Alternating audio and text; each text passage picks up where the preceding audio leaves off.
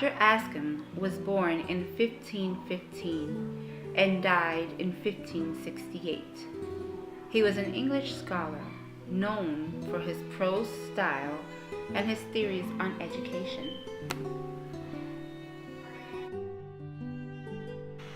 It is a pity that commonly more care is had ye, and that among very wise men to find out rather a cunning man for their horse than a cunning man for their children. Ascham wanted to change the way in which schoolmasters taught and in which schoolmasters were perceived. The issue became that many were disinterested in furthering their education. The schoolmasters gave learning a bad name. Riding their horses became the interest of the time.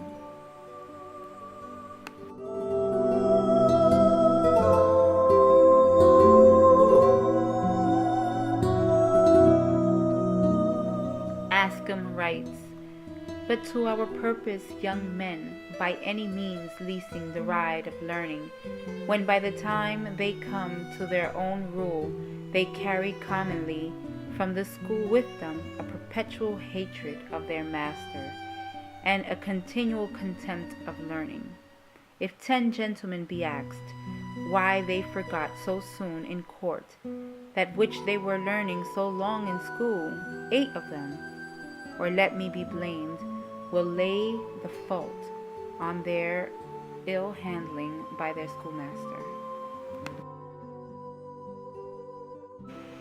Ascham wanted to change the way in which schoolmasters taught. He said, "I will now declare at large why in mine opinion love is fitter than fear, gentleness better than beating, to bring up a child rightly in learning."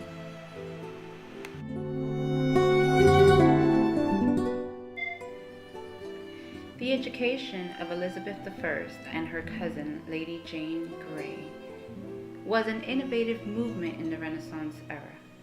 Before that, most princesses were rarely taught more than to read and write.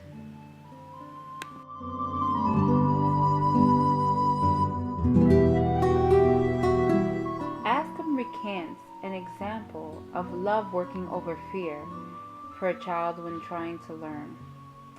This was while he was talking to Lady Jane Grey, who preferred to read rather than involve herself in sports. He asks, "To this deep knowledge of pleasure, and what chiefly allure you unto it?" And she replies, "One of the greatest benefits that ever God gave me is that he sent me so sharp and severe parents, and so gentle a schoolmaster." So she explains further on the strictness of her parents, then says, "Master Aylmer, who teacheth me so gently, so pleasantly, with such a fair allurement to learning."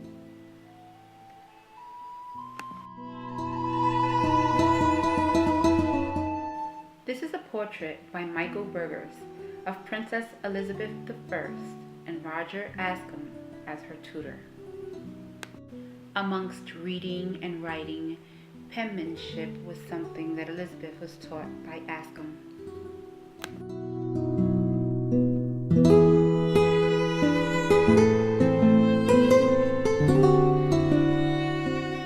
The Schoolmaster, written in simple, lucid English prose and published posthumously in 1570, is Ascham's best-known book. It presents an effective method of teaching Latin prose composition, but its larger concerns are with the psychology of learning, the education of the whole person, and the ideal moral and intellectual personality that education should mold. The Schoolmaster offers not only a complete program of humanistic education, but it also offers ideas towards what education will be in the future.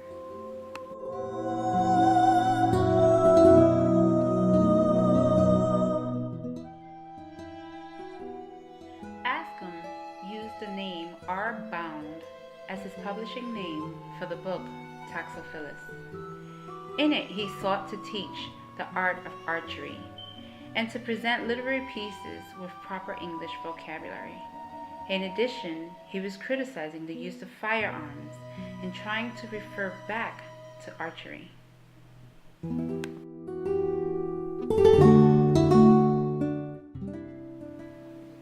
Ascham has been a big influence in today's approach to education. There has been schools that have taken on Roger Ascham's name and his educational beliefs and theories. The Ascham School, an all-girls school in Australia that was opened in 1886 by Miss Mary Wallace, with just 9 girls, and Roger Ascham's theories and methods of teaching still remains open till to date. We aim to be among the best schools globally, an exceptionally inspiring place of learning where the pulse of the progressive education movement beats strong.